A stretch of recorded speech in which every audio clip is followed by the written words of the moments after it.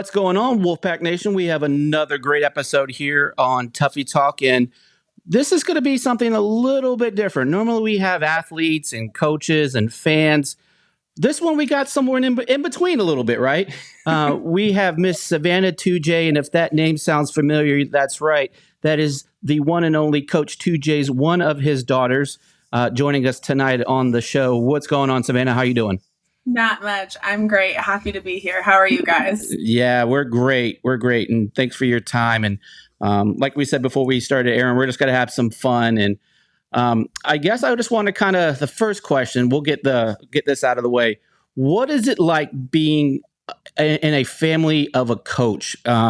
It's got to be nerve-wracking. I'm a military brat and enjoying the military, so I moved around a lot.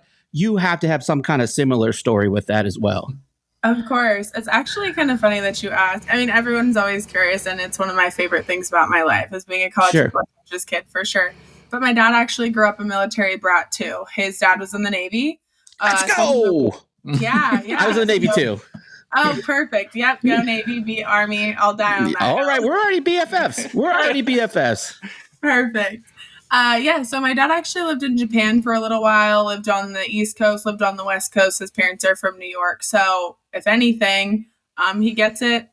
As far as me and my siblings, I would say the best thing about moving around all the time for my dad's jobs is two things. One, you realize that home isn't a place, it's people. My siblings are my best friends in the entire world. I'm so close with my parents and my siblings. And the other thing that we love about it is I'm like a traveling girl, like we were kind of talking about before. I'll go anywhere, anytime. You tell me a date and time, I'll be there. So I get to live all these cool places and check out all these cool places that I never would have seen otherwise, for sure. That's probably my two favorite things about it. Now, you should have caveated that because I saw a tweet a couple of days ago that you'll go anywhere, anytime, as long as they have a Ritz. Oh, okay. So I have never stayed at a Ritz-Carlton before. I am not bougie like that. I could be, but I'm not. And I stayed at one for the first time in Tahoe the other day, and I was like blown away. I'm like, now I get it. I get why it cost me 100,000 points to stay here. They're like, what kind of pillow mist do you want? And I'm like, sorry, I usually stay at Courtyards. I don't know. I'm at a Courtyard right now in Augusta, Georgia, so I know what you mean. Yeah. That's awesome. Michael, you want to jump in with something? Yeah. So obviously, moving around a lot, I'm sure you've had affiliations to a lot of different teams. How many teams are you a fan of? Oh, that's funny. Okay, so I grew up in Los Angeles, and I grew up during the Reggie Bush time. So fight on, baby. I love Reggie Bush. I will die for that man. I will die fighting for him to get his Heisman back. I wouldn't say I'm a huge USC fan anymore. I definitely follow players and coaches more than I follow teams. Sure. Obviously, my number one will always be where my dad's coaching, and I'll always have a special place in my heart for the places that he has coached. Obviously, I went to BYU. My parents went to BYU. My dad coached at BYU. My brother's about to play college football at BYU. Wow, cool. Okay. Yeah, it's my alma mater. It's my parents. I love Brigham. But I'm a Michigan State fan too, and that's just my thing. I've been a Michigan State fan since like 2008. It's the one school, the one team that has no connection to my dad, myself, my brother, nobody. It's just my thing separate from that. And I think it actually perfectly fits in with being an NC State fan because I feel like they're so parallel. So I freaking love NC State, honestly. Yeah. 2008, was that Kirk Cousins' time? I feel like that was during Kirk Cousins' time there. Probably. Yeah, it doesn't have anything to do with him. No. No, I was just saying that was a good time to be a Michigan State fan, right? I mean, like they were really good. Yeah. Yeah. Okay. Okay. So you said that there's some teams that you don't like. So give me a couple because we'll flip the opposite. Softball. Okay. No. I think there's more than just meets the eye there. Okay, so let's just start off strong. Okay. I ever had any affiliation with NC State, the number one team on my hate list has been UNC. Like long before NC State. and they know exactly what they did to get there. I know they're not all horrible people, but it sure feels that way sometimes. That's a fair assessment. Yeah. Mhm. I think So- go ahead. No, go ahead. You're good. What were you going to say? I feel like because UNC and UVA are very similar in academic standards, there's probably a natural hatred there anyway. And I'm pretty sure they have one of the longer running college football series in the country. So, yeah. Yeah. So that natural hate just kind of fits there. And then of course, obviously with your dad coaching there, that probably just amps it up just a wee bit more. Yeah, definitely. It is actually the oldest rivalry in the South. They've been playing for like 100 years. Yeah.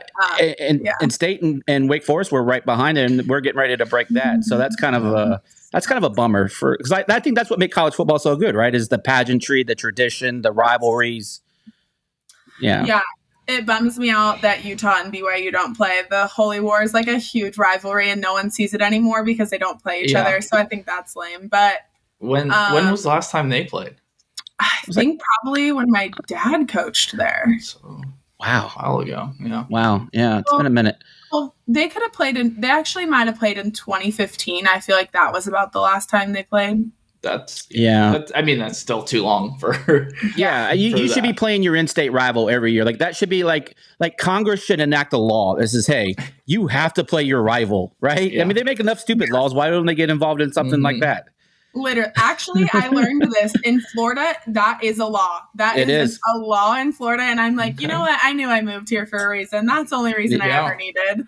Yeah, I'm a Tampa boy originally. That's where I was born. So, yeah, I miss the sun, but I don't miss the heat and humidity. Before we continue, I want to take a quick second to tell you about our sponsor, Flatlands Jessup Insurance Group, that has your whole world covered, with agents in 5 offices throughout eastern North Carolina to help you decide how much coverage you need. Offering policies for home and auto, recreational vehicles, commercial, crop, health, life, and employee benefits. They are able to combine options to find a comprehensive solution that works for you. Flatlands Jessup protects the things you love so you can spend less time worrying and more time enjoying them. Find them on Facebook and Instagram at Flatlands Jessup. You can also visit their webpage at www.flatlandsjessup.com. So please make sure to go and check them out. I guess my next question for you, because you always talk about that you're a fan of where your dad is or has coached. In 2021, UVA and BYU played. How did that line up for you? Because did you sit on kind of like how the president does during Army Navy? Did you sit on each side of the stadium each half? What did you do for that week in the game? Yeah. Okay, so not to unload all my life history, but it wasn't until recently that I became a BYU fan again. Okay. Since my brother is going to play there, I had a change of heart. I had a hard time for a little while with the school that I graduated from, so it was an easy pick for UVA. And obviously, I wish that they didn't have to play each other. I just don't like that. Ironically, the first game my dad coached at BYU was at UVA. That was his first game as a coach at BYU. Okay. And what's even crazier is that when he went to Charlottesville, never heard of it. We'd never been there. We're West Coast people. He literally texted my mom. He's like, "It's beautiful here. We're going to live here one day." And then we lived there one day. So just funny story. But yeah, no, easy for me to pick UVA, of course. Yeah. And that game go ahead, was one of the better college football games of the whole season. I mean, that was a crazy 60-point game or something, wasn't it? Yeah, it was. Yeah, I think it was 66-49 or something ridiculous. Yeah, they were crazy. That you could definitely tell the air raid was in full effect that night. Okay, so this year we're going to do it again, right? So he's going back to UVA, and I'm sure you'll probably be there at that game. How do you have any kind of just feelings towards that? Because that's fourth game of the season. I'm trying to do the math in my head. Yeah, I'll be there. It's the one. Yeah, it's the 22nd. I know that much. It's September 22nd. Yeah, it's the 4th. Okay. Yeah, I will for sure be there. Go Pack! But let's go. It will be very weird because it's my home. It was my home for a long time. I spent a lot of time there, and I've never been a visitor in that stadium. So it'll be super weird, but I would never not be there to support Brennan, to support my dad, to support the whole team, really. But obviously, I've known Brennan for a really long time and my dad, so they need all the support that they can get at that place. Okay, so since you brought him up, we'll talk about Brennan then. You open that can, so we're gonna go there. Just kind of tell me the kind of people know what he is like on X's and O's, right? Like what he does on the field speaks for himself, but we as fans don't always get to see what they are like in their regular day-to-day lives. Just kind of talk about Brennan and his character and just kind of some of the cool things that make him who he is. Okay, Brennan knows, but the Tujague family is like his biggest hype man. We love him. We've known him for a long time. My dad recruited him from high school, flipped him from Minnesota to UVA. So we go way back. But Brennan's an amazing human being outside of football. Seriously, one of the best people I know. I don't expect my dad's players to acknowledge us, to talk to us, anything like that. Like, I know they're busy. I know they're cool. And I'm not cool. I'm like 30 years old. And so I get it. Like, I'm even less cool. I get it. I'm not expecting any of that. And he's always so nice, so friendly, always talks to us. He is one of the best people that I know. He deserves every great thing, that's for sure, in his future. Yeah. So you kind of mentioned that your dad's, kind of recruited him and flipped him. That's the one thing that I think, and maybe we'll kind of go at it this angle. Do you think your dad is a better recruiter or actual position coach? Because he does both really well. Yeah. That's a great question. I feel like it's a hard answer. I feel like he's a good coach. He's obviously very good at developing talent. Like, I'm sure you know, Olu played at Michigan this last year, was the center that won the Remington. That's one of my dad's recruits players. Yeah. I know he was at Michigan, but he was with my dad for 3-4 years before that. My dad did all developing him. All the kids that transferred out of the portal from UVA after the last season, they entered the portal at a way higher ranking than they initially were from high school. So I know my dad's good at developing talent. He's also worked at a lot of universities where developing talent is required. But my dad loves recruiting. Like, I think the fact that he loves it so much, and I know he loves to be a coach, right? Or he wouldn't do it, but I know he loves recruiting. He loves to be on the road. He loves convincing people that NC State is the best school in the country, the only football school in the state of North Carolina, and that everyone should go there. So I would say personally that I think that he's a better recruiter, just because that at the end of the year, all coaches usually get an evaluation based off of their recruiting ability and their coaching ability. And he always scores pretty exceptionally in recruiting. So I'd say recruiting. Yeah.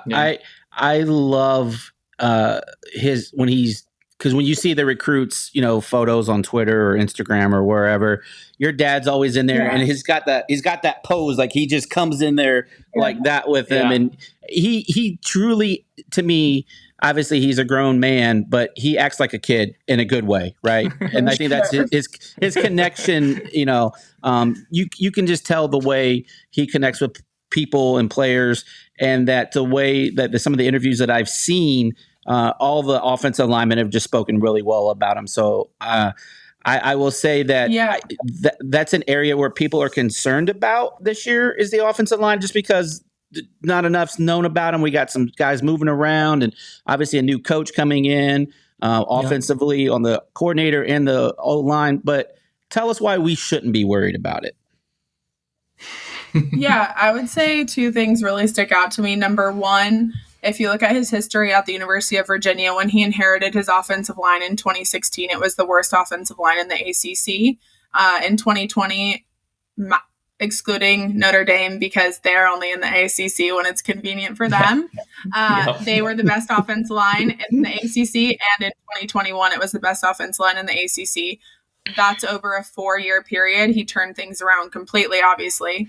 And then number two, this is the best offensive line, the group of offensive line that my dad's ever inherited anywhere at any school he's ever coached at. He can't believe the talent that's there. He can't believe the numbers that he has. Even I see them and I'm like, damn, they're freaking big. So they're big boys. I'm like, oh, they're going to kill it. And I have friends, obviously, that are coaches and players elsewhere. And they're just like, yeah, he's someone that I've recruited hard. He's really good and things like that. So I wouldn't be worried in that regard. I think it also helps too that Brennan's familiar with obviously the offensive scheme, the offensive line, the way that they're going to run. He's familiar with my dad and coach and I.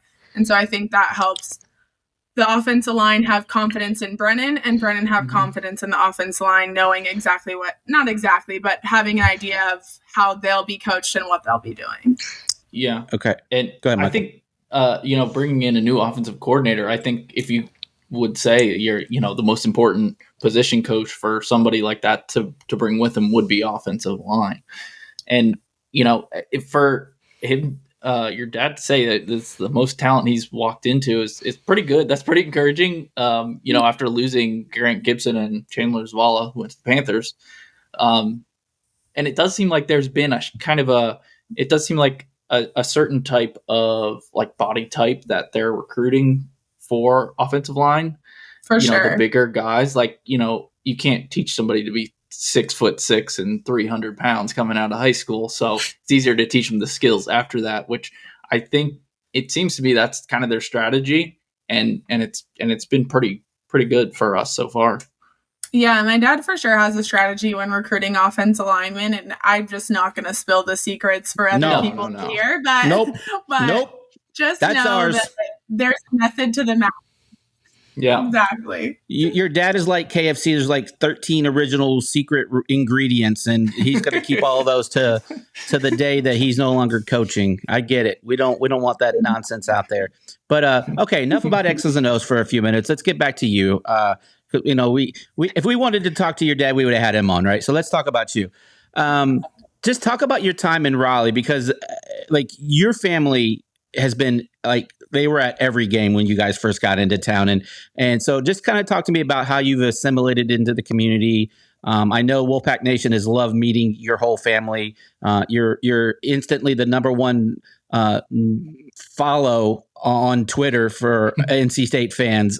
We've loved you, and that's why we have you on the podcast tonight. So just kind of talk to us about your time in Raleigh so far. Yeah, I freaking love Raleigh. A funny story, actually, when I was driving home for Thanksgiving to Charlottesville, to Virginia, I had to go early. And so I had to end up driving, and I drove past the North Carolina border into Virginia. And it just like the road immediately changes. It's like basically all of a sudden like a road, and there's like gas stations right off the road. And I was like, oh, Virginia's my home. And that was the first time I ever felt that way. And I said it, I jinxed myself, right? Because my dad started coaching at NC State like 2 days later, literally. But and so like I said, I'm someone who's always willing to do the next thing. But my dad took us to Raleigh for a weekend, and I loved it. I was like, I know this is where my family's supposed to be. We're religious people, and so we believe in God and that he knows what we're supposed to be doing. But also, too, I just felt that way when I was there. Raleigh's amazing, phenomenal. I know it's the next place that my dad's supposed to stop. Wolfpack Nation has been nothing but nice. I always say they're nice now. Who knows? Knock on wood, not a single sack is given up, but the second that could change. That's it. She's out of the family. No, we're not like that. No, I know. But yeah. The Tujagues are all in. We'll be at every sporting event that we can possibly go to. We support all of NC State. We support all their athletics. We want everyone to know that we really mean business when we're somewhere, and it's important to us to be involved in every single aspect of student life, athletics life, every way, the community, every way that we possibly can be. Yeah. So, I mean, you guys have definitely walked the walk. I remember when I first met your dad. All right, so it's so awkward. I was in the bathroom at a baseball game, and I see your dad. I was like, "Oh, that's Coach TJ. Cool." And then he's like washing his hands, and I was like, "Hey, nice to meet you. Know what, Coach? I'll talk to you outside. This is awkward." So then he was completely nice to talk to me for a few minutes, ask me my name. Like you could really tell that he cared to meet as many people as he could, and so that speaks volume. When again, I've done some things at State. I don't know if you've heard all my nonsense, but I'm kind of one of those probably top 5 super fans at NC State. Yeah. And I mean, I live in Northern Virginia. I have season tickets to football, women's basketball, baseball, wrestling. So I walked the walk too, but I was just so impressed by meeting your dad, and you can genuinely tell that he cares about our program. But so that was my little story. So let me get back to a question.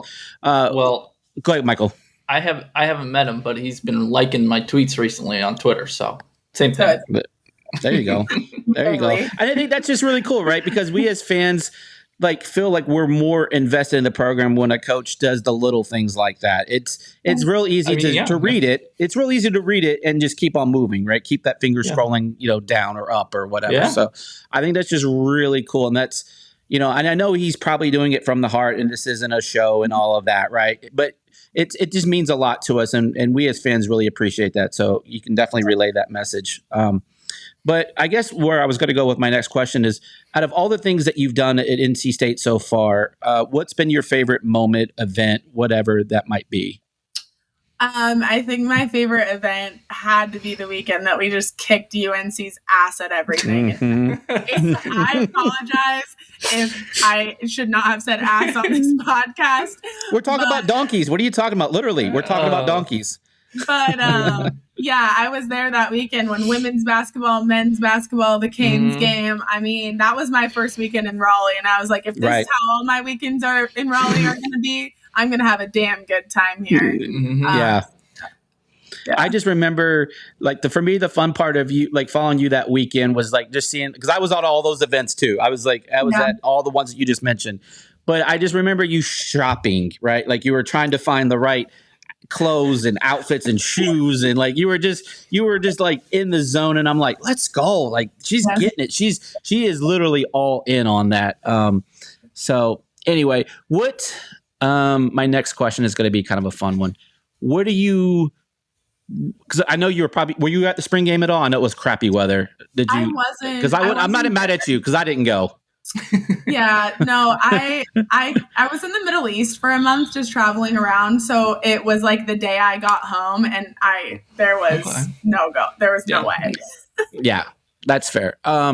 So what are you most excited about going to your first, because I know you've been to Carter Finley, obviously, for the hockey and all of that. And you got a little taste, you got to hear the NC State band. You got a little bit of that. You got, a crappy scoreboard, which by the way is going to look amazing when we score touchdowns, right? When we see all those guards and tackles pulling and blocking, and we'll be able to see it really good. We won't be able to see the holds. Yeah. But so just tell me what you're excited about coming into Carter Finley Stadium, and it's Notre Dame, so that's going to be a big one.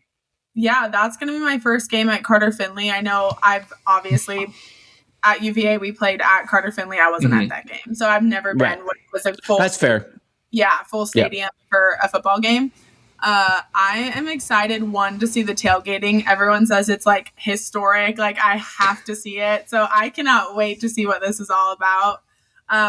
I am super excited, obviously, to see every single touchdown on that huge scoreboard that's new. It looks sick. My dad sends me a video every day, and he's like, they added another row, or they added another half a row. So I can't wait to see that. But I also can't wait to see the incoming when there's it's dark and then it's red. I don't really know. I'm trying to keep it I don't know, so it'll be a surprise when I do see it. So I'm excited for all of it, really. Okay, let's do this then. Do you want a spoiler? No. Okay. No spoilers. I'm keeping it. I know nothing, so that I can just be surprised. All right. Okay. So this is what I'm going to need you to do. Okay. And so you need to win. They're doing the national anthem. All right. I know you got to pay respect to the country and all of that. Just have your phone out. Put it on video. All right. Okay. That's all I'm going to tell you. All right. So record the whole anthem. All right. And then you can edit it and chop it later. You'll thank me. All right. Okay. All right. So that's all we're going to say about that. I needed that. You're going to be Notre Dame's a noon game, right? That one's a new one. Yeah. So it's going to be hot. Yeah. Hey, you know what? But we're going to be at a college football game. There you go. Yeah. By the way, we're at 44 days if no one's counting out there as we record this. 44. So last year I went to every single football game, home and away, traveled 8,000 miles. Yeah. and I'm doing it again this year. Love it. My wife hates me, but we love each other.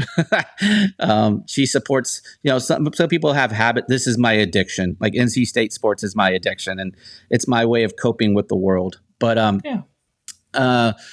I guess we'll do one more question and then we'll cut it off here. Michael, do you have something fun? If not, I got something in the. No, you got it. Okay. I just want to, this will be the last real football question, but I know Coach Anai is probably very close to your family as well.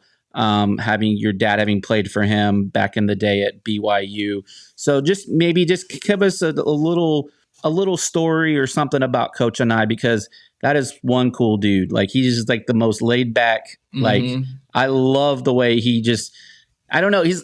He reminds me of an oh shucks kind of guy, but like they don't really have those in Hawaii, but he's laid back like a Hawaiian. So like, just give me a little something. Oh, that's funny. See, I know a lot. I don't know what I should and shouldn't say. I guess maybe just speak about the man himself. How about that? We'll keep it. Okay. We'll keep it. I don't want to give any trade secrets away or anything like that. That's so funny. Yes. We have a nickname for him in our family, so I'm going to try really hard to just call him Coach and I because there you go. because that's respectful. Yes. I have known Coach and I my whole life. We actually have the same birthday, and we have spent the last 14 birthdays together, never apart, because even when he coached at Syracuse and my dad coached at UNC, not UNC. Oh, whoa. We'll cut that. Whoa.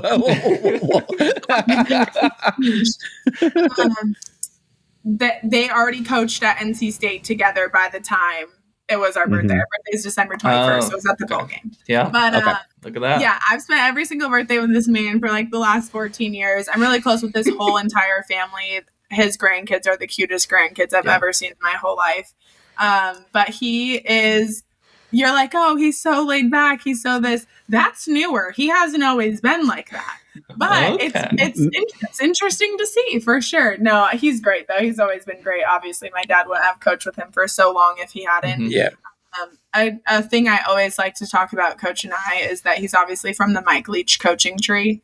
So he's all about, Mike Leach, and obviously he's one of the greatest coaches greatest things has ever happened to college football. So I always like to keep that in mind too. Obviously just watching some Coach and I interviews, I find him so intriguing and funny because he'd be like, so tell us about your offensive scheme. He goes, offensive scheme.